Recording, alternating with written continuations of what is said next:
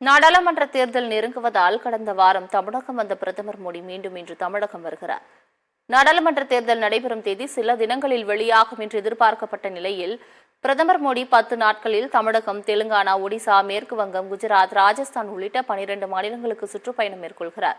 கடந்த ஜனவரி மாதத்திலிருந்து மட்டும் 4 முறை தமிழகம் வந்துள்ள பிரதமர் மோடி 5வது முறையாக இன்று தமிழகம் வருகிறார். தெலுங்கானாவிலிருந்து இன்று பிற்பகல் 2:45 மணிக்கு சென்னை விமான நிலையம் வரும் பிரதமர் மோடி அங்கிருந்து ஹெலிகாப்டரில் கல்பாக்கம் செல்கிறார்.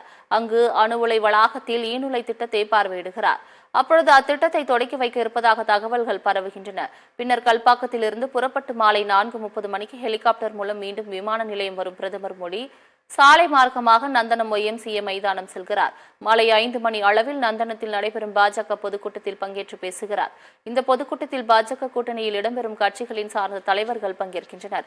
பொதுக்கூட்டத்திற்கு பின்னர் பிரதமர் மோடி மாலை 6:15 மணிக்கு சாலை மார்க்கமாக விமான நிலையம் சென்று அங்கிருந்து ஹைதராபாத் செல்கிறார். பிரதமர் மோடியின் சென்னை வருகையையொட்டி சென்னை பெருநகர காவல்துறை சார்பில் 15,000 போலீசார் பாதுகாப்பு மற்றும் 5 அடுக்கு பாதுகாப்பு ஏற்பாடுகள் செய்யப்பட்டுள்ளன. சென்னை பெருநகர காவல் எல்லைக்குட்பட்ட பகுதிகளில் ட்ரோன்கள் மற்றும் ஆளில்லா வான்வழி வாகனங்கள் பறக்க தடை விதிக்கப்பட்டுள்ளது.